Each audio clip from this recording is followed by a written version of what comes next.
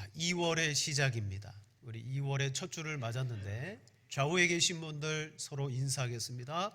2월 한 달도 평안하십시오. 승리하십시오.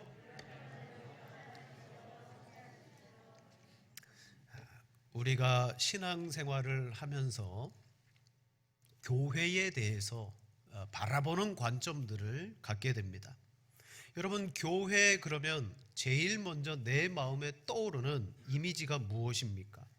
오늘 선교 주일인데 교회는 이 땅 가운데 하나님의 나라와 복음을 전파하며 그리고 이 복음을 땅끝까지 전하는 증인이 되는 그러한 역할을 교회가 한다고 우리가 고백하고 있습니다. 또한 예배합니다. 교회는 함께 모여서 정말 하나님의 일을 도모하며 그래서 때로는 천국을 이 교회에서 맛보기도 합니다. 그래서 교회는 천국의 모델하우스와 같다라고도 말하죠. 본점은 천국에 있고 여기는 모델하우스와 같았어. 믿음의 성도들이 함께 모여 천국의 삶을 우리는 공유하게 되는 것이죠.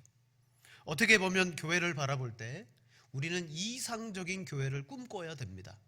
우리 교회가 그런 이상적인 교회가 되기를 원해야 되고요. 하지만 개중에는 이 지상에서 정말 이상적인 교회가 어디 있는가, 그런 교회를 찾아다니는 사람들이 많이 있어요. 이 교회를 가보고 또 저 교회를 가보고 근데 내 마음에 여기도 이상적인 교회가 아니구나 그러면서 또다시 교회를 옮겨 다니는 그러한 경우가 있습니다. 결론을 말씀드리면 아무리 이상적인 교회를 찾아다닌다 할지라도 이 세상에서는 여러분 내가 원하는 이상적 교회를 우리는 찾을 수가 없습니다. 초대교회를 보세요. 많은 구호들 가운데 우리 초대교회로 돌아갑시다 라고 말합니다. 왜 그런 구호를 쓰겠습니까? 초대교회가 이상적인 교회 같아 보이기 때문이죠. 말씀과 성령의 교제가 풍성했던 교회였습니다. 정말 우리가 닮아가야 되고 배워야 될 점이 너무나 많은 초대교회. 하지만 그 교회도 깊이 들여다보면 문제들이 존재했습니다. 아나니아와 삽비라 같은 사람은 자기의 영역을 위해서 성령을 속이는 문제를 일으켰고 또한 구제에 있어서 헬라와 히브리파 사람들이 서로 구제에 우리들이 빠졌다고 그 문제로 갈등하고 다투는 그러한 일들도 초대교회 안에 있었어요. 그러니까 초대교회도 이상적 교회다라고 말할 수는 없는 것입니다. 여러분, 왜 이상적 교회가 없을까요? 바로 교회로 모이는 우리 모두가 다 죄인이기 때문이에요. 세상에는 죄수들을 가두어 놓는 교도소가 있습니다. 근데 그 어떤 교도소가 이상적 교도소다라고 말할 수 있을까요? 그럴 수 없죠. 여러분, 우리는 예수님 안에서 영원한 속죄를 받은 의인입니다. 하지만 이 땅 가운데 있을 동안에는 육체와 죄의 영향력 아래 그렇게 살아갈 수밖에 없는 연약한 존재들이. 그럼에도 우리는 그리스도 안에서 부름을 받았습니다. 우리는 그 안에서 교회가 되었고 그 속에서 한 몸이 되었어요. 다 문제가 있고 아픔이 있고 그리고 우리 속에는 회복되어져야 될 것들이 분명하게 존재합니다. 그래서 이런 교회를 향하여 서방교회의 신앙의 전통을 세운 어거스틴은 이렇게 말합니다. 교회는 환자들로 가득한 병원과 같아. 이 어거스틴은요, 교회를 향하여 이 병원과 같아라는 말을 아주 즐겨 사용했습니다. 그리고 기독교인을 이렇게 칭했습니다. 기독교인이란 자기가 환자라는 사실을 알기에 병을 고치고자 의사의 도움을 간절히 구하는 사람들이다. 그래서 기독교인을 강도 만난 사람에 비유했었어요. 강도 만난 사람이 있습니다. 길가에 방치된 채 그는 죽어가고 있었습니다. 그때 사마리아 사람을 만나서 그가 겨우 구원을 받고 건짐받은 것처럼 여러분, 우리 기독교인은 우리는 죽어가고 있습니다. 죽은 상태입니다. 스스로의 힘으로는 일어날 수 없습니다. 십자가의 구속자 되시는 예수님만이 죄인의 구원자가 되심을 우리는 믿는 겁니다. 어거스틴은 바로 우리 기독교인들은 강도 만난 사람처럼 우리의 자유의지조차도 병들어서 반드시 은혜로만 고침을 받아야 된다.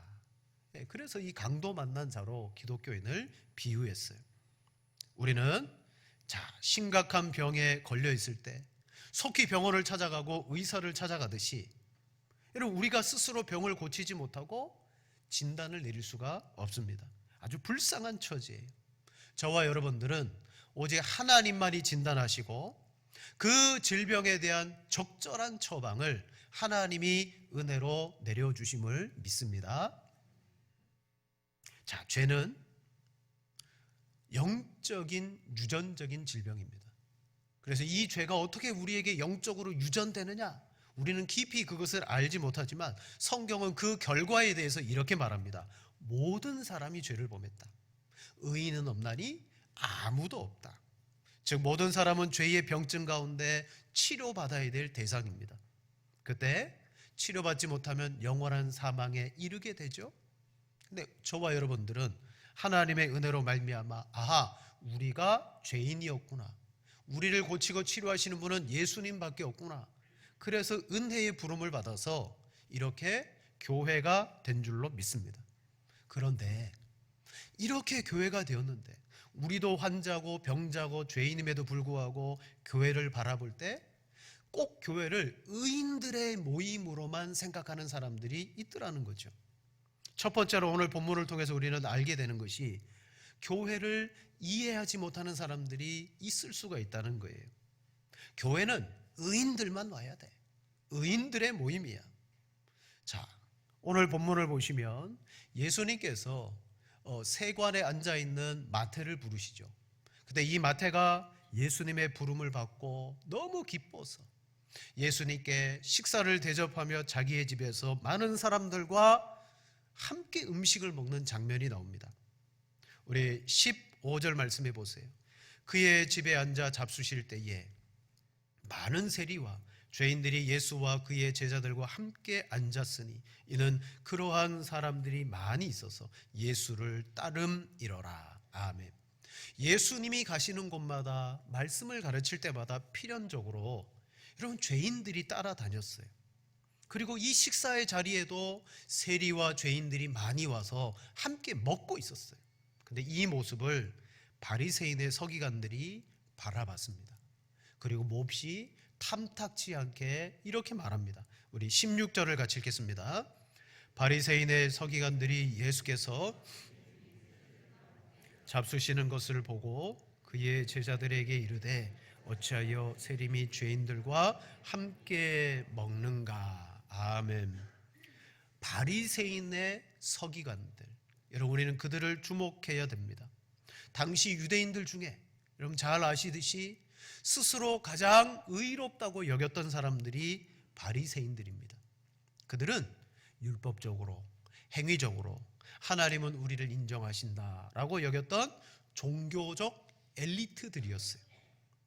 그래서 예수님이 죄인들과 식사할 때 왜 예수님과 같은 분이 우리와 함께 해야 되는데 저 죄인들과 함께 하느냐, 바로 제자들에게 물었던 겁니다. 예수님의 말씀에 그들도 감화했고, 그럼 예수님이 우리와 같은 사람들과 어울려야 되는데 왜 이런 생각을 가졌을까요? 그들은 스스로 자신들을 의로운 사람이다 라고 여겼어요. 그리고 저 죄인들을 향하여 저들은 불의한 자다, 악한 자들이다, 죄인들이다 비판하고 판단했습니다. 여러분, 파스칼이 이런 글을 썼습니다.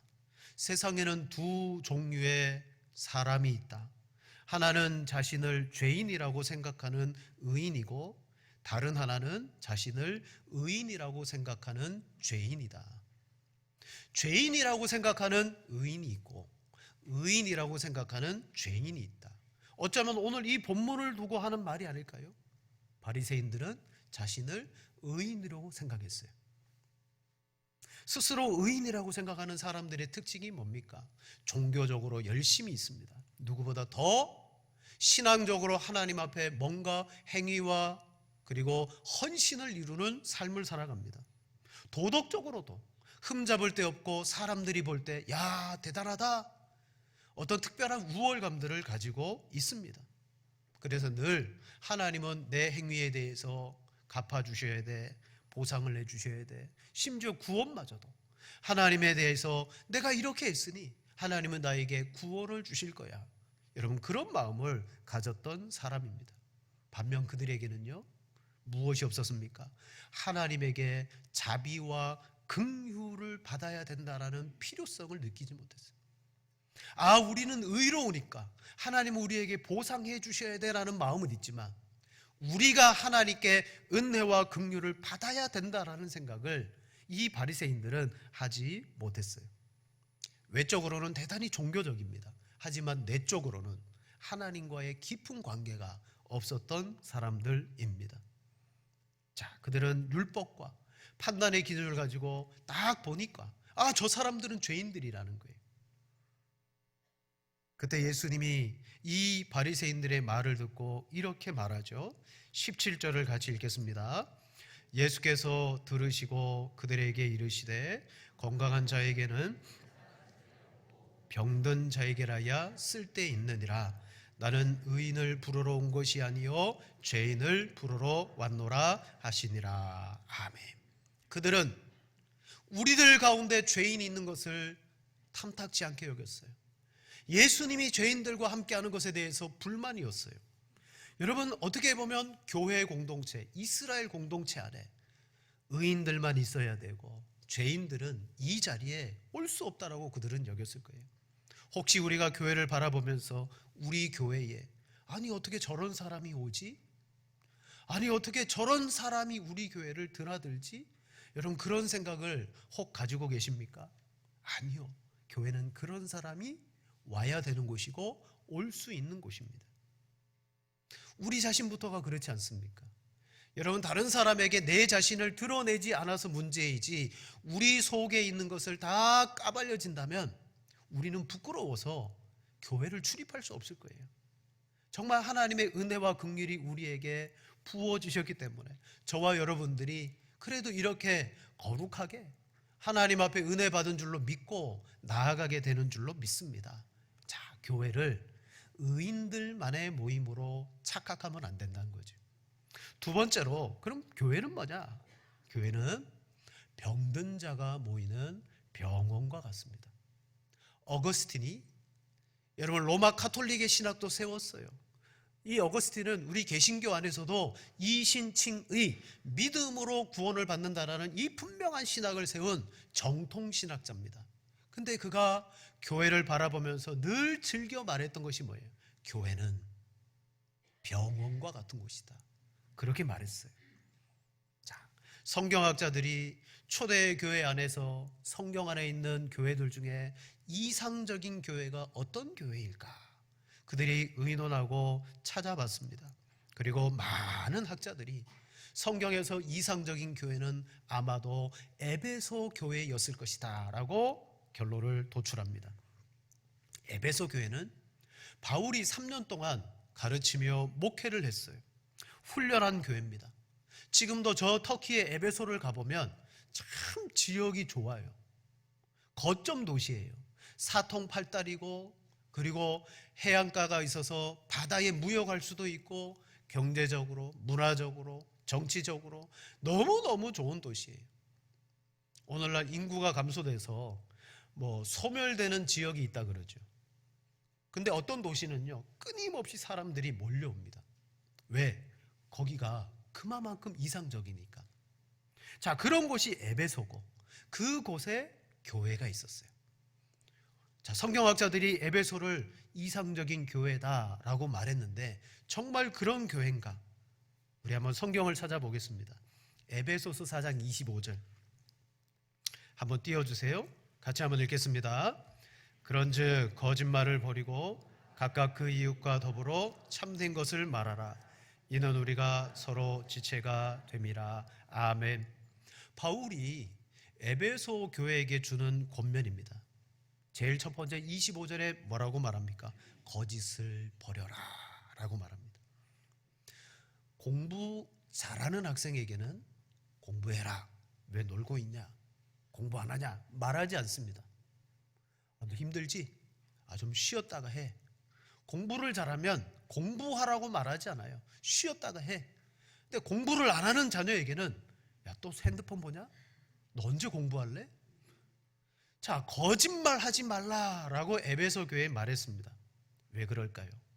에베소 교회 안에 모여서 거짓말하는 사람들이 있기 때문이라는 거죠. 그게 표면으로 드러나서 이게 문제화되는 거죠. 26절에 말합니다. 분을 내어도 죄를 짓지 말며 해가 지도록 분을 품지 말고 마귀에게 틈을 주지 말아라. 아주 자세하게 말하죠. 그냥 화내지 마라 이게 아니에요. 분을 내어도 죄를 짓지 말고 해가 지도록 분을 품지 말아라. 아주 구체적으로 말합니다. 여러분, 에베소 교회 안에는 분을 내는 사람, 혈기를 부리는 사람들이 있어서 문제가 되었다는 거예요. 29절에는 더러운 말은 너희 입 밖에도 내지 말라. 음담패설, 상스러운 말, 욕, 아주 가벼운 언행, 사람들이 듣기에도 아주 더러운 말들을 하는 사람들이 에베소 교회 안에 존재했더라는 거예요. 그리고 더 나아가 31절에 보세요. 모든 악독과 노함과 분냄과 떠드는 것과 비방하는 것을 모든 악의와 함께 버리고라고 말해요.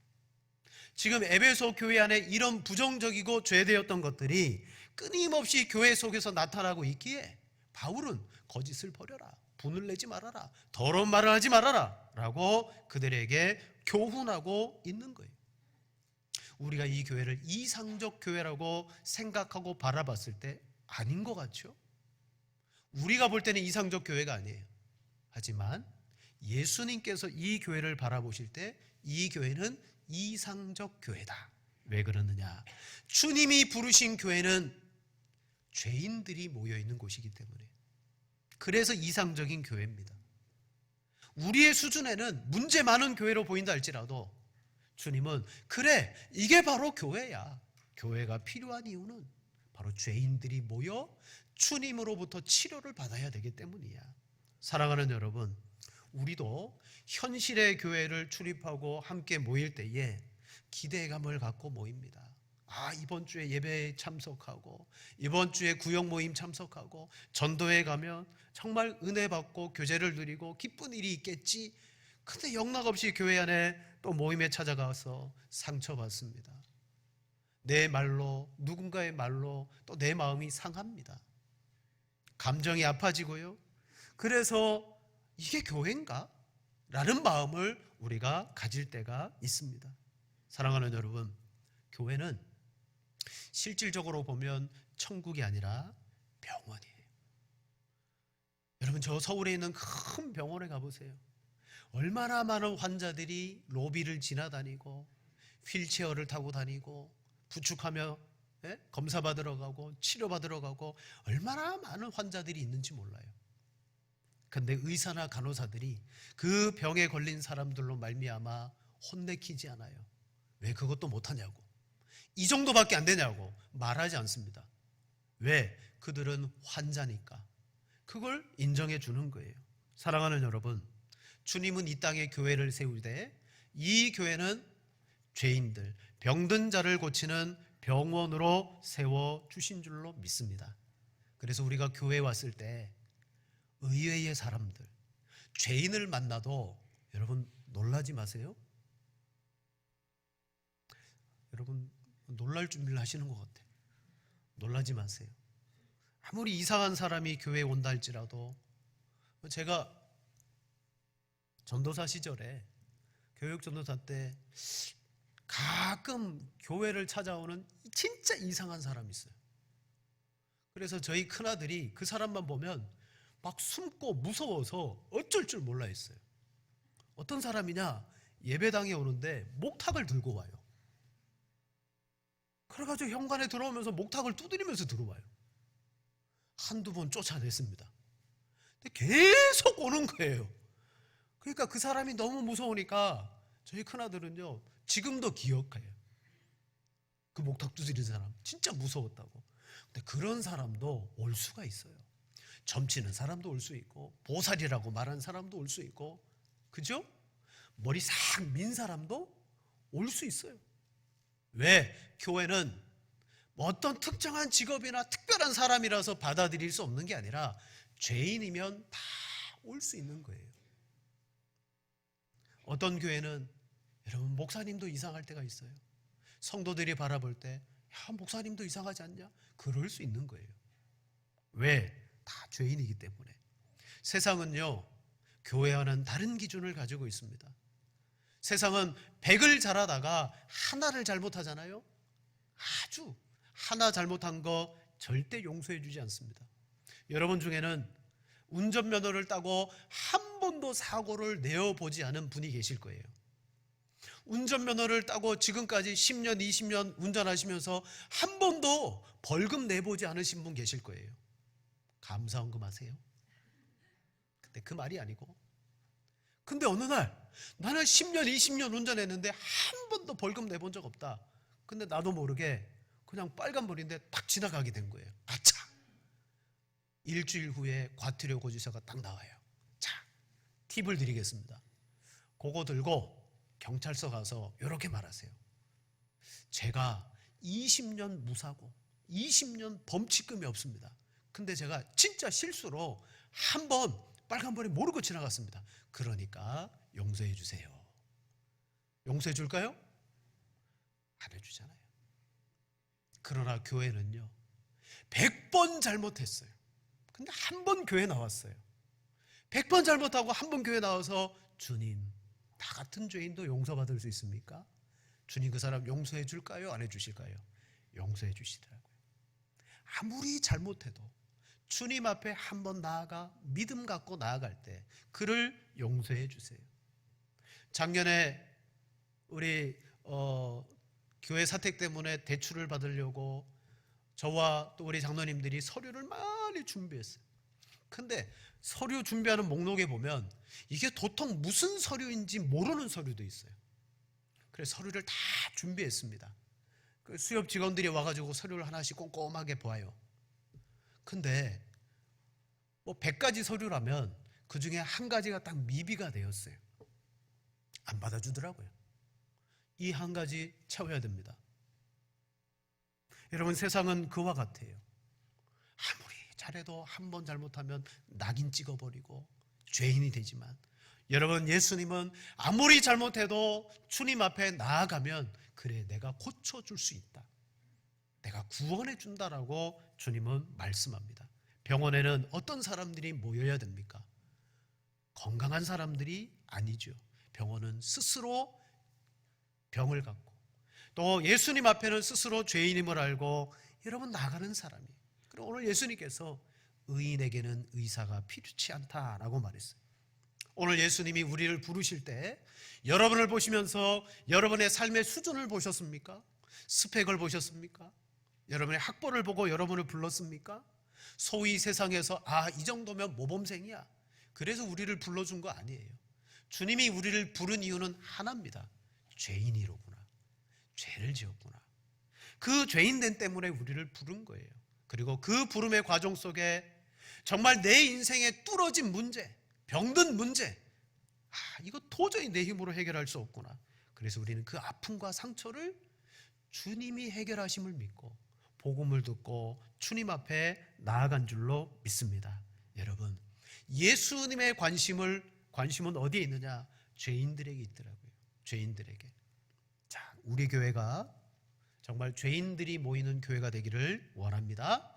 그리고 그분들이 모여서 치료하시는 예수님께 이 삶의 문제와 내 인생의 문제를 맡기고 의사 되신 예수님이 우리를 치료해 주시는 그런 교회가 되기를 축복합니다. 교회는 병원이기 때문이에요. 그런데 세 번째로, 주님은 분명히 주님이 우리를 치료해 주세요. 근데 주님은 뭐라고 말하느냐? 우리를 통하여 치료하기를 원한다 라고 말씀하십니다. 에베소 교회는 성경에서 분명 찾을 수 있는 이상적인 교회입니다. 맞습니다. 하지만 이상적이라 그래서 그 안에 거짓말하는 사람이 없는 거 아니에요. 문제 일으키는 사람이 없는 거 아니에요. 다 있습니다. 하지만 그가 이상적인 교회라고 말할 수 있는 것은 바로 주님의 은혜가 필요하기 때문이고 주님의 도움이 필요하기 때문이라는 사실을 잊지 마시기를 바랍니다. 예수님은 병든 자가 있으면 그 사람에게 찾아오셔서 치료해 주세요. 오늘 우리가 주님 교회를 통하여 주님 앞에 나아갑니다. 주님과 나 사이에 감추일 것이 뭐가 있겠습니까? 주님 앞에 고백하면서 주님, 제 삶이 이렇습니다. 주님, 아무리 내가 몸부림치고 내가 내 삶을 개선시켜 나가보려고 해도 저는 강도 만난 사람과 똑같습니다. 주님, 나를 은혜로 고쳐 주옵소서. 이 강단에서 부족하지만 말씀을 선포하고 그리고 그 말씀을 증거할 때 믿음으로 받고 감사함으로 받고 그걸 내 심령 가운데 담아두게 될 때 하나님이 여러분을 치료해 나아가심을 믿습니다. 마태복음 14장에 오병이어의 표적이 등장하죠. 수많은 사람들이 저녁 늦게까지 해가 질려까지 예수님을 따라왔습니다. 그때 제자들이 예수님께 이렇게 요청합니다. 예수님, 무리들을 마을로 보내어서 저들을 먹게 하소서. 빨리 마을로 돌아가서 저들을 지금이라도 빨리 먹게 하소서. 그때 예수님이 제자들에게 이렇게 말씀하십니다. 이르시되 갈 것 없다. 너희가 먹을 것을 주라. 너희가 먹을 것을 주라. 분명 예수님을 통하여서 오병이어의 기적과 역사가 나타납니다. 그러나 예수님은 그 기적 이전에 제자들에게 말합니다. 너희가 먹을 것을 주라. 예수님께서 이제 승천하시고 이 오병이어의 사역을 누가 해야 됩니까? 제자들이 해야 됩니다. 제자들이 모인 무리들과 모인 그 교회들에게 정말 주님의 그 필요한 것들을 함께 공급하고 나누어 주는 거예요. 너희가 먹을 것을 줘라. 에베소 교회를 보면서 야, 문제가 많구나. 참 허물이 많구나. 그러나 그 허물을 들추는 것이 바울의 목적인가? 아니었어요. 바울은 이런 것들을 하지 말라라고 말하면서 뒤에는 꼭 이렇게 끝납니다. 이것을 하라. 자, 무엇을 하라고 말할까요? 우리 에베소서 4장 32절 말씀 다 같이 읽겠습니다. 서로 친절하게 하며 불쌍히 여기며 서로 용서하기를 하나님이 그리스도 안에서 너희를 용서하심 같이 하라. 아멘. 앞에는 거짓말하지 마라, 더러운 말하지 마라, 분을 품지 마라, 모든 악독 내버리라. 31절까지 그렇게 말했어요. 그리고 나서 그들에게 서로 친절하게 하며 불쌍히 여기며 용서해라. 왜? 하나님께서 너희를 용서하심 같이 해라. 뭐예요?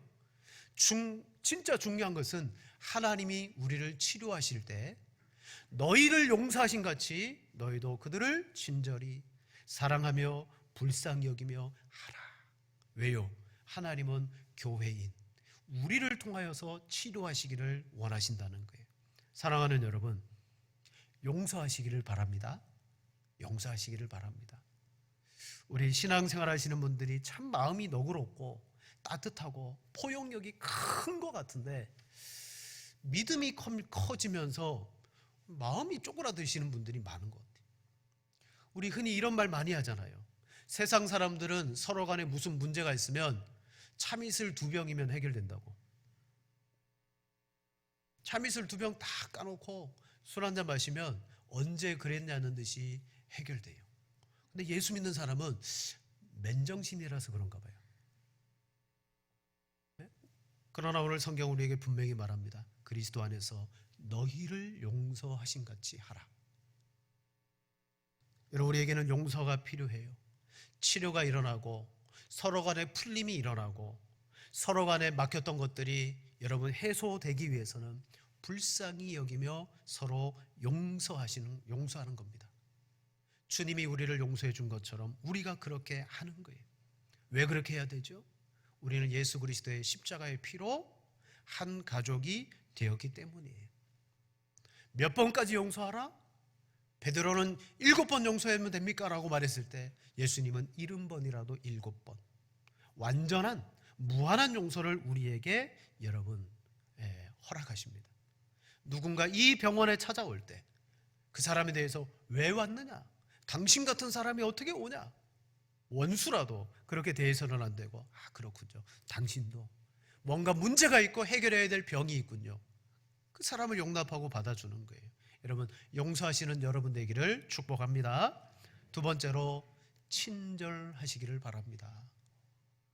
여러분, 어떻게 보면 이것은 하나님 믿는 우리들이 정말 사람들에게, 우리들 사이에 해야 될 덕목들인데, 오늘 바울은 에베소 교회 성도들을 향하여 서로 친절하며 불쌍히 여기며 라고 말씀했어요. 여러분, 교회는 냉랭하고 철저하고 아주 빡빡해야 되는 것이 교회가 아니죠.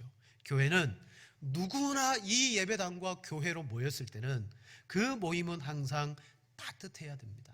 그리고 밝아야 됩니다. 우리 옆에 계신 분 한번 보세요. 밝으신가? 자, 좌우에 계신 분들 얼굴 보시면서 아하, 밝으시군요.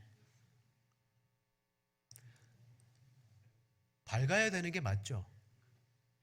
오늘도 그렇지만 저 예배당 바깥에서 들어오실 때는 집사님 오랜만이에요. 못 보던 옷인데 그러면서 들어왔는데 예배당 안에 탁 들어와서 주여, 세상 가장 거룩한 사람으로 우리는 나아가는데, 물론 그렇게 해야죠.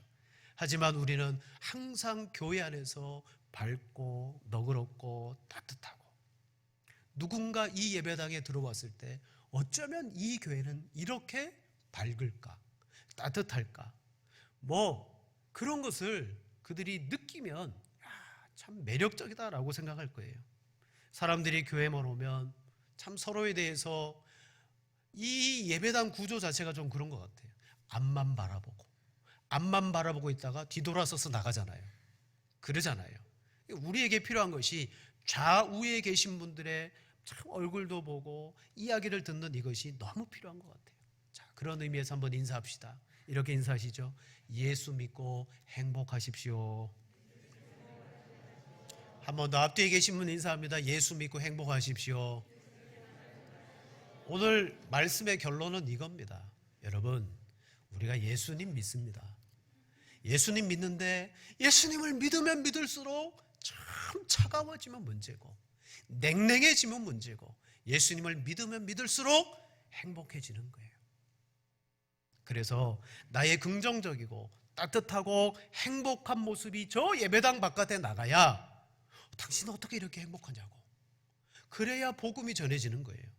예수님을 전하는 제가 냉랭한 거예요. 가서 복음을 전하는데 나 당신같이 예수 믿을 바에는 안 믿겠다고, 그 사람을 대하면 너무 냉랭해요. 그러면 안 되는 거예요. 우리가 예수님을 믿는 것은 행복하기 위해서입니다. 우리 인생이 죄인이었고 병들었는데, 너무 불행했는데 예수님을 믿고 보니까 너무 행복하더라. 그래서 진짜 좋은 교회는 어떤 교회입니까? 교회 규모가 큰 교회, 다 갖추어진 교회가 좋은 교회가 아니라, 한번 따라하겠습니다. 병 잘 고치는 교회가 좋은 교회입니다. 네. 죄인을 용납하고 받아주고 용서하고. 말씀을 마칩니다. 여러분, 우리 안에는 그래요, 딱 보면 바리새인의 시각으로 나보다 못한 사람들이 보일 수 있습니다. 잘못된 게 내 눈에 띌 수 있습니다. 그러나 왜 저런 사람이 있지? 왜 저렇게 행동하지? 바리새인처럼 바라보고 판단하기 전에 우리는 내 자신을 돌아봐야 돼요. 가늠한 여인을 예수님께서 재판하도록 사람들에게, 예수님께 맡겨졌어요. 그때 예수님이 뭐라고 판결을 내리십니까? 이렇게 말씀하시죠. 너희 중에 죄 없는 자가 먼저 돌을 들어서 쳐라 그랬어요. 그랬더니 사람들이 한두 명씩 다 빠져나가고 예수님과 여인밖에 남지 않았더라. 죄 없는 자는 없습니다. 실수 안 하고 문제 없고 다 완전한 사람이 없어요. 그러므로 우리는 내가 죄인이라는 사실을 알고, 누군가, 여러분, 어떤 병든 사람이, 죄인이 교회에서 좀 실수해도 이렇게 대하여야 돼요. 괜찮아요. 그럴 수 있어요. 여러분, 그런 말 한마디가 여러분 그 사람에게는 너무 따뜻한 친절이 되고, 너무 교회 안에서 거창한 것 아님에도 불구하고 너무 벅찬 기쁨으로 다가오게 될 줄로 믿습니다. 여러분, 믿음은요 차갑고 냉랭한 게 아니에요. 정말 믿음은 따뜻하고 밝고 너그러운 겁니다. 여러분이 그런 믿음의 사람, 성령의 사람으로서 교회를 바라보는 시각이 정말 주님이 바라보는 이상적인 교회, 죄인들이 많이 들어오는 교회, 그래서 한 소자라도 우리 교회에서 소외받지 않는 그런 교회가 되어지기를 원합니다. 여러분, 이걸 잘하면 정말 이 지상에 병자를 고치고 죄인을 고치는 훌륭한 교회가 되겠지만, 병원의 역할을 제대로 못하면 병원 다음에는 어디로 가야 돼요? 병원 다음에는요, 공동묘지예요. 저 서구 유럽의 교회들은 이제 한마디로 그 교회들은 공동묘지화 되었어요. 맞죠? 공동묘지화 되었어요. 교회의 역할을 못할 때, 병원의 역할을 못할 때, 생명을 살리는 일을 못할 때, 여러분 그 교회는 공동묘지처럼 변하고 말아요. 에베소 교회, 요한계시록 3장 말씀해 보면 첫사랑을 회복하라, 그렇지 아니하면 촛대를 옮기리라 라고 말씀하셨어요. 그 첫사랑이 뭡니까? 정말 주님에 대한 믿음, 성도에 대한 진정한 마음과 사랑, 그것이 함께 있어야 될 줄로 믿습니다. 오늘 우리 안에 그 사랑을 회복하고, 그리고 그 사랑 안에서 서로를 기쁘게 섬길 수 있는 그런 성도와 교회가 되어지시기를 주님의 이름으로 축원을 드립니다.